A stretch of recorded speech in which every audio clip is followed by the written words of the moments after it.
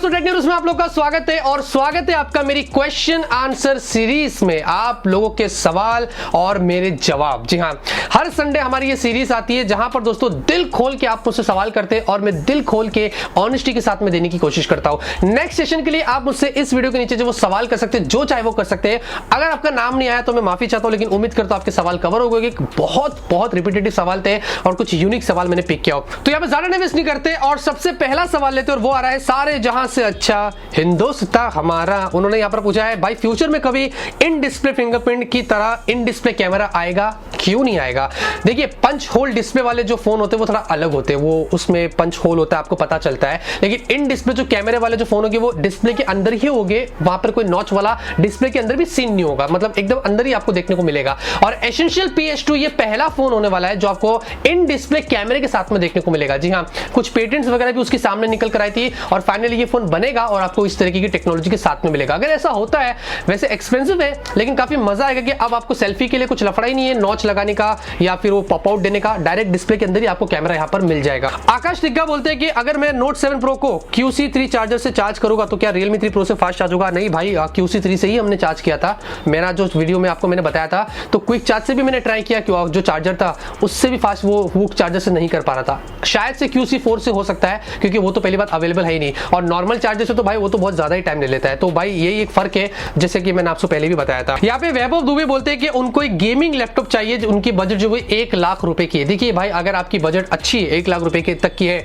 तो मेरे हिसाब से MSI के, एसर के जो प्रेडेटर वाले हैं और बहुत सारे एसूस के भी है, बहुत अच्छे पावरफुल गेमिंग लैपटॉप से, और 1 लाख से भी नीचे में आपको अच्छे खासे डिस्काउंट पर मिल जाएगा। तो मैं रेकमेंड करता हूँ फ्लिपकार्ट पर जाइए, फ्लिपकार्ट पर बहुत अच्छी लैपटॉप्स की डील चलती है, वहां पर जाइए, प्रेडेटर वाले ट्राई करिए या फिर MSI का अगर कोई मिलता है तो आप वही लेना, बहुत ही मजा आएगा आपको। यहाँ पे मोहतरम अली बोलते हैं कि भाई UFS 3.0 क्या है, प्लीज लेट मी नो। देखिए, UFS यूनिवर्सल फ्लैश स्टोरेज, ये आपके फोन में, डिजिटल कैमरास में, अलग अलग चीजों में आपको ये सपोर्ट मिलता है। वैसे पहले था eMMC, उसका सक्सेसर बन के आया UFS, जो बहुत ही फास्ट होता है। ऐप ओपन करना, क्लोज करना, मल्टीटास्किंग करना, ये सारा इस पे डिपेंड करता है। तो जितना लेटेस्ट वर्जन होगा उतना बेटर आपको फोन में स्पीड मिलेगी। अब UFS 2.1 था, शायद 2 भी था, अब UFS 3 आ रहा है, जो मेरे ख्याल से अभी दूसरे फ्लैगशिप फोन्स में मिलना शुरू हो जाएंगे। तो अगर वो आता है तो वो और भी ज्यादा फास्ट होगा और बहुत ही बढ़िया आपको स्पीड मिलेगी। तो ये है UFS 3.0 जो हमें आगे देखने को मिल सकता है। यहाँ पे कार्तिक जैन बोलते हैं कि why doesn't all companies optimise their photos like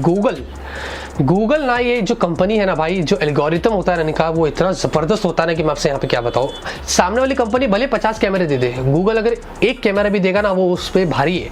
और गूगल का जो ऑप्टिमाइजेशन होता है ये बहुत ही बढ़िया, बहुत ही स्टॉक होता है, इसलिए गूगल एक कैमरे से ही जलवा कर रहा है अपने Pixel 2, 3 वगैरह के डिवाइसेस में। अब ऐसा बताया जा रहा है कि जो Pixel 4 आएंगे उनमें पहली बार शायद आपको 2 कैमरे मिल सकते हैं, जो हो सकता है अल्ट्रा वाइड के लिए दूसरा वगैरह सेंसर यूज करेगा। सिंगल कैमरे से तो मुश्किल होता है ना।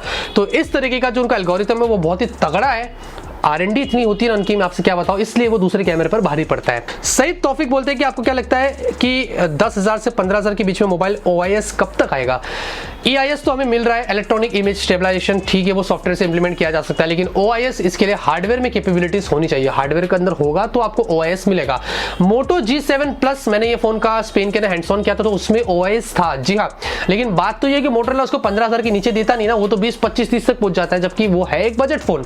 बात तो ये हो जाती है। तो मोटरोला ने कोशिश तो किया था, लेकिन अगर यहाँ पर दूसरी कंपनी 15,000 के नीचे फ्यूचर में OIS देती है तो बहुत ही अच्छी बात है। अननोन फ्रेंड पूछते, अननोन फ्रेंड काय को यार, अभी हमारे जाने माने दोस्त है यार, उन्होंने बोला कौन सा phone first MediaTek Helio P90 वाला फोन होगा? भाई ये तो लफड़ा है ना कि P90 उन्होंने अनाउंस तो कर दिया है, काफी तगड़ा पावरफुल प्रोसेसर है, लेकिन किस में आएगा यही नहीं पता।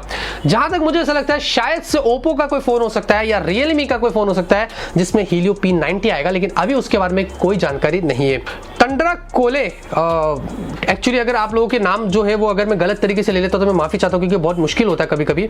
उन्होंने ये पूछा है कि Realme 2 Pro के अंदर colour OS 6 and Android 10 Pie कब तक आएगा? देखिए भाई, माधव शेठ ने अभी बताया था मिड ऑफ मे और या मई की एंड में आपको Realme 2 Pro, शायद Realme 1 और दूसरे जो बचे कुछ फोन है उन सब में इसी महीने के अंदर आपको अपडेट मिल जाएगा। तो इतना उन्होंने ट्विटर पे बताया था, अगर हो जाता है तो अच्छी बात है। पवन दोडे बोलते हैं कि स्नैपड्रैगन 735 7nm पे है तो क्या हमें इसमें 5G का सपोर्ट मिलेगा? एक्चुअली में दोस्तों ये प्रोसेसर जो है ये बहुत ही पावरफुल प्रोसेसर है, ये अभी तक ऑफिशियली अनाउंस नहीं हुआ है, बस इसके स्पेक्स लीक होकर आ गए थे।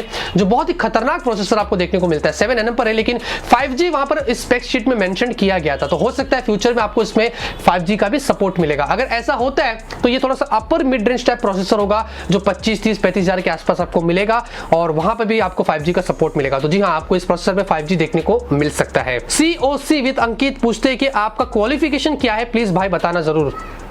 मैंने एमए किया हूँ, बस उसके आगे मैंने भी कुछ सोचा नहीं कि मुझे कुछ करना है। मैंने पढ़ाई बहुत बीच में छोड़ दिया था, मैंने अपनी गलती कर दिया था। बाद में मुझे एहसास हुआ कि नहीं, पढ़ाई करना बहुत ज़रूरी है। अगर आप लोग ने भी जो देख रहे हैं, अगर पढ़ाई छोड़ दिए और आपको आप सोच रहे हैं कि पढ़ाई छोड़ दिया उसके बाद भी मैं सब कुछ कर सकता हूँ, सब कुछ कर सकते हैं लेकिन पढ़ाई बहुत ज़रूरी है।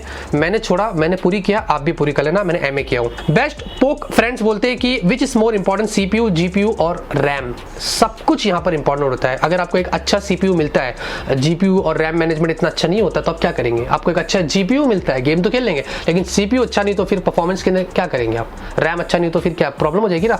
तीनों चीज एक फोन में होनी चाहिए। CPU भी बहुत इंपॉर्टेंट है, GPU भी बहुत इंपॉर्टेंट है और रैम भी बहुत इंपॉर्टेंट है। LPDDR4X वाले अगर दे देते और लेटेस्ट देते तो काफी फास्ट होता है फोन और बहुत ही अच्छा चलता है। ये चीज आपको ध्यान रखना है। कूल टिप्स ने बोला कि भाई ये बताइए कि महीने की कितनी कमा लेते हो, ये मत बोलना कि बस एक एक्टिवा आ जाए, ये तो बहुत टाइम से बोल जा रहे हैं। भाई मैं बात ये है कि मैं एक्चुअली में ऐसे ही आपको इनडायरेक्टली जवाब दे सकता हूं, डायरेक्टली मैं आपको नहीं बता सकता हूं। ये यूट्यूब के पॉलिसी के अगेंस्ट है। अब जो काम हम यूट्यूब के खिलाफ करेंगे उससे हमारा नुकसान होगा ना। मैं नहीं चाहता, पर्सनली तो मिलो, आपको मैं सारे जवाब दे दूंगा, लेकिन डायरेक्टली यूट्यूब के पॉलिसी के खिलाफ है कि हम नहीं बता सकते कि पर्टिकुलर पैसा हम यहाँ पर यूट्यूब से कितना कमाते हैं। अभी एक्टिवा ही समझ लो, यही जवाब दे सकता हूं दोस्तों। आई एम रियली सॉरी, इससे अलावा मैं और कुछ नहीं बोल सकता हूं। अभिजीत यहाँ पर गोस्वामी बोलते हैं कि Mi A3 फोन कब इंडिया में लॉन्च होगा और प्राइस कितना होगा? देखिए, Xiaomi का जो Mi A3 है ना, मैं बोलता हूं ये बहुत ही जबरदस्त फोन होने वाला है। स्नैपड्रैगन 730 होगा, एंड्रॉइड 1 के साथ में आएगा, 3.5mm ऑडियो जैक भी होगा, टाइप सी पोर्ट भी होगा और डिजाइन भी बहुत ही प्रीमियम आपको मिलेगी। और जो पीछे का रियर कैमरा होगा उसमें आपको एक 48 मेगापिक्सल का कैमरा भी मिलेगा। अब इंडिया में कितना जल्दी लॉन्च होगा दोस्तों मुझे ये तो नहीं पता, लेकिन हाईएस्ट पॉसिबिलिटी है जून या फिर जुलाई के आसपास आपको ये फोन मिलेगा। अगर वेट कर रहे हैं तो वर्थ वेटिंग है। उजैर शेख यहां पर बोलते हैं भाई flagship OnePlus versus Poco which is best? Poco अलग लेवल का है, 20,000 की कैटेगरी का। OnePlus उस लेवल पर कभी नहीं जाएगा, OnePlus की कैटेगरी अलग हो जाती है। OnePlus फ्लैगशिप किलर बन के आता है, वो प्रीमियम सेगमेंट में किंग है। तो OnePlus है, पोको है, दोनों को कंपेयर नहीं कर सकते, लेकिन प्राइस में भी डिफरेंस है ना। अगर सेम प्राइस में होता तो मैं कंपेयर करके आपको बता भी देता था। सुभदेव भरारी बोलते हैं कि I want to buy a smartphone under 20,000, my first preference is camera. देखिए 20,000 के नीचे बेस्ट कैमरा वाला स्मार्टफोन अगर आपको चाहिए तो वैसे तो मैं पोको नहीं कहूंगा, पोको का अच्छा है, लेकिन जहां तक मुझे लगता है Redmi Note 7 Pro बेस्ट है। Sony IMX 586 सेंसर है, तो 18,000 वाला 17,000 वाला अगर आप वो ले लेते 6128, तो स्टोरेज रैम भी बढ़िया मिलेगी, कैमरा भी तगड़ा है। उसके अलावा आपको मिल जाएगा Samsung A50 और फाइनल ऑप्शन Realme 3 Pro है, वो भी Sony IMX 519 वाला सेंसर है। और वैसे उसमें इंप्रूवमेंट की जरूरत है, लेकिन हाँ यही मैं आपको फिलहाल के लिए रेकमेंड कर सकता हूँ। पूंजी क्या पता नहीं ब्रदर। मैं Infinix Smart 3 Plus लूँ या Realme C2 परचेस करूँ? मैं बोलता हूँ Realme C2 ले लो, 6,000 रुपये वाला है, वो बेटर है। 2GB रैम 16GB की स्टोरेज है, कन्वीनियंट है और उसमें Helio P22 है। तो इसमें जो Infinix Smart 3 Plus आता है इसमें आपको 822 मिलता है Helio का, तो वो कोड कोर वाला है, वो ऑक्टा कोर वाला है, बहुत ही फर्क है। तो मैं आपको वही रेकमेंड करूंगा C2। अमित कुमार राहुल बोलते हैं कि OnePlus 7 Pro versus Redmi flagship versus Realme flagship, सब अलग अलग कैटेगरी के। Redmi फ्लैगशिप जो आएगा अब वो क्या लेके आएगा, किस प्राइस सेगमेंट में आ रहा है ये नहीं पता।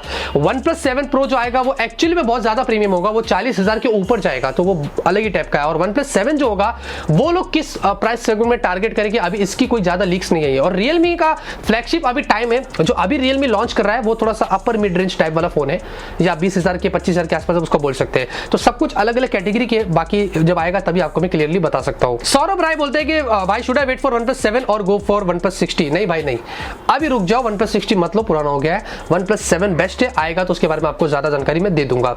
रजत कुमार यहाँ पर बोलते हैं कि भाई Realme X और Realme X Pro इंडिया में कब लॉन्च होगा? मई के महीने में चाइना में लॉन्च होगा और उसके बाद शायद से जून के अंदर ही इंडिया में देखने को मिल सकता है। पर इतना है गारंटीड है, मैंने पहले भी आपसे हर चीज लीक शेयर किया हूं, हमेशा मैंने कंफर्म न्यूज दिया हूं, इंडिया में Realme X आएगा तो जरूर आएगा। अभिषेक डी बोलते हैं कि should I buy Redmi Note 7 Pro और Realme 3 Pro और वेट फॉर Mi A3। बहुत समझदार हो आप कि आपने एंड में एक ऑप्शन रखा है कि वेट फॉर Mi A3 का वेट कर लो, बेटर रहेगा। यहाँ पर रंजीत महांता बोलते हैं Snapdragon 730G versus Exynos 9820 because both are on 8nm। दोनों ही प्रोसेसर पावरफुल है, दोनों ही 8nm पर आपको मिलते हैं, लेकिन Exynos का जो 9820 है ये थोड़ा सा आपको फ्लैगशिप लेवल का मिलता है, इसकी परफॉर्मेंस आपको ज्यादा मिलती है, इसका स्कोर्स भी काफी ज्यादा है।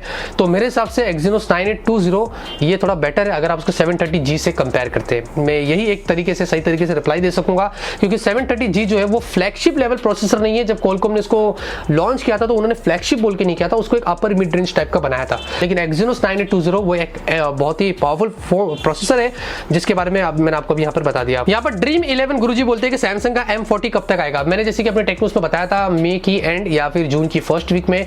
अगर जो लीक्स निकली थी गीक बेंच पर कि स्नैपड्रैगन 675 होगा, आई शपथ में बोल रहा हूँ, मतलब। यहाँ पर नीलू पूछते हैं कि प्ले स्टोर में ऐप क्लीनर ऐप से मोबाइल में कुछ फायदा होता है? फायदा होता है, मजा आ गया। मतलब ऐप क्लीनर वाले जो ऐप होते हैं ना भाई, अभी वन प्लस में कांड हुआ था ना, उन्होंने टेंसेंट के सिंगापुर के सर्वर पर जा रहा था, तो ऐप क्लीनर वाले ये सब फालतू फ्रॉड होते हैं, कोई आपके फोन में कुछ क्लीन नहीं करते, इनसे बच के रहना। ये ज्यादातर चाइनीज ऐप होते हैं, पता नहीं कहाँ के डेटा कहाँ भेज रहे हैं, इनसे बच के रहना, कुछ मत करना। विक्रम जाना ने यहाँ पर सवाल किया कि 10,000 से लेके 25,000 की रेंज में उनको कोई अच्छा स्मार्टफोन में सजेस्ट करो। देखिए 10 से 15 के अंदर तो मैंने वीडियो बना दिया था, 5,000 to 15,000 के बीच में हर महीने आएगा, वो टेंशन मत लो। 18,000 की रेंज के अंदर मैं Xiaomi Redmi Note 7 Pro recommend करता हूं आपको, क्योंकि 17,000 वाला उसका जो वेरिएंट है 6.28 वो आपके लिए बेटर रहेगा, या अगर उसको छोड़ के Realme 3 Pro चाहिए वो भी आप ले सकते हैं। 20,000 के अंदर मैं आपको Poco F1 रेकमेंड करता हूं, जो अभी 20,999 के अंदर उनका 6,128 मिल रहा है, जो बहुत ही बढ़िया है। और या फिर आपको Samsung Galaxy A50 रेकमेंड करता हूं उसी प्राइस में, जो भी बहुत ही अच्छा फोन है। उसके अलावा 25,000 के अंदर मैं आपको Asus का फोन रेकमेंड नहीं करूंगा, Zenfone 5G दूसरे फोन यहाँ पर है, मैं आपको रेकमेंड करूंगा या तो Vivo का V15 Pro, थोड़ा पैसा और डाल दो, या फिर आपको मैं करूंगा Samsung Galaxy A70। यही दोनों फोन मैं आपको यहाँ पर रेकमेंड करता हूँ। यहाँ पे फाइनल सवाल आ रहा है आज का, वो है कुशाल जैन की तरफ से, और ये बोलते हैं कि भाई Realme Android 1 प्रोग्राम पर स्विच क्यों नहीं करता है? अगर वो स्टॉक एंड्रॉइड पर लेके आता तो काफी अच्छी चीज होगी। जी हाँ, ये मैं भी एग्री करता हूँ, सब एग्री करते हैं। अभी क्या ना दोस्तों, मैं आपको एक बात बताता हूँ, ये जो Oppo वाले हैं ना, इनका कलर वैसे अभी उसको चलाना तो है ना उनको, वैसे Realme अभी थोड़ा अलग हो गया है, लेकिन फिर भी क्या करेगा, उसका खुद का कोई ऐसा सॉफ्टवेयर नहीं है जो उसने कुछ बनाया है, अब वो कलर OS पर ही डिपेंड कर रहा है, तो मजबूरी में उसको वही देना पड़ रहा है। लेकिन यहाँ पर माधव शेठ ने बहुत पहले से कहा था कि हाँ, फ्यूचर में हम एंड्रॉइड 1 वाले स्मार्टफोन भी लेके आएंगे। जी हाँ, अगर वो एंड्रॉइड 1 वाले स्मार्टफोन पर इस चीज पर OS पर स्विच करता है तो मेरे हिसाब से बहुत ही बड़ी चीज होगी, और फिर Realme के फोन में ज्यादा कोई कमी आपको देखने को नहीं मिलेगी। जो मैं चाहता हूं, सारी कंपनीज को अपने खुद के UI को छोड़ के स्टॉक और एंड्रॉइड 1 पर फोकस करना चाहिए, जो बेटर होगा। तो मुझे लगता है अगर होगा ऐसा तो काफी अच्छी बात होगी। तो यहाँ पर दोस्तों ये थे आपके सवाल और मेरे जवाब। उम्मीद करता हूं आपको मेरे सवालों के जवाब की सीरीज पसंद आ रही होगी। अगर आपको पसंद आ रही है तो जरूर इस वीडियो को लाइक करिए। नेक्स्ट सेशन के लिए भी आप सवाल करना, मैं आप लोग के नेक्स्ट सेशन के अंदर भी जवाब देने की कोशिश करूंगा। मिलते हैं आपसे एक नए वीडियो के साथ। Till then have a great day and always keep smiling.